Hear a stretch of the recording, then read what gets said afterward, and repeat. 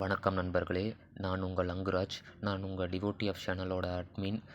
என்னோடய சேனல் வந்து புதுசு. எனக்கு சப்ஸ்கிரைப் பண்ணுங்கள், லைக் பண்ணுங்கள், ஷேர் பண்ணுங்கள். இப்போ நேராக நம்ம கதைக்குள்ளே போயிடலாம். விநாயகப் பெருமானுக்கு ஏன் ஆணைமுகம் வந்ததுங்கிற கதையை பற்றி தான் நம்ம இன்றைக்கி பார்க்க போகிறோம். கதையில் ஃபஸ்ட்டு விஷயம் என்னம்னா, ஒரு முறை பார்வதி தேவி அவங்க நீராடிக்கிட்டு இருக்கிறாங்க. அப்போ தனக்கு காவலராக ஒரு பையன் வேணும்னு நினைக்கிறாங்க. அதனால தன்னோட உடம்புல இருந்த சந்தன கலவையை பிசைஞ்சு ஒரு அழகான சிறுவனை உருவாக்கி அவனுக்கு உயிரும் தராங்க. அவன்கிட்ட ஒரு கட்டளையும் போடுறாங்க. யார் வந்தாலும் உள்ளே விடக்கூடாது அப்படின்னு சொல்கிறாங்க.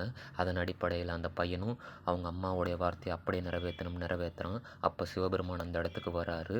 சிவபெருமான் வந்த உடனே உள்ளே விடுறதுக்கு அனுமதி கேட்குறாரு. ஆனால் அனுமதி கேட்டும் அவங்க உள்ளே விடுறதுக்கு அனுமதி கொடுக்கல.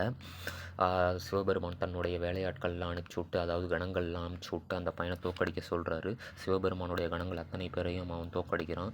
இறுதியில் ஒரு கட்டத்தில் சிவபெருமானுக்கு கோபம் வந்துடுது. சிவபெருமான் கோபம் வந்ததால் என்ன பண்ணுறாரு, தன்னுடைய திரிசூலத்தை எடுத்து அவனை நோக்கி விடுறாரு.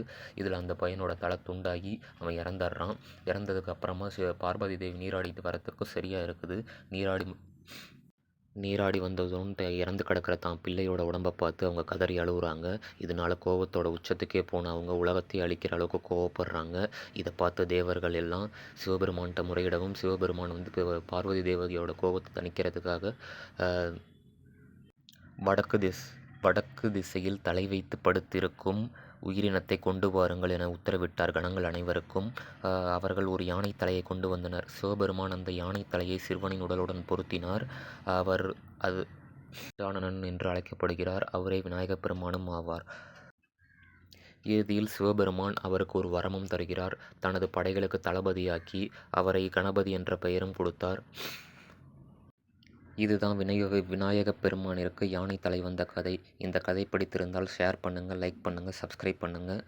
உங்களோட நண்பர்களுக்கும் முடிந்த அளவுக்கு பகிருங்க. உங்களுடைய ஆதரவு எனக்கு தொடர்ந்து கொடுங்க. வணக்கம். நன்றி நண்பர்களே.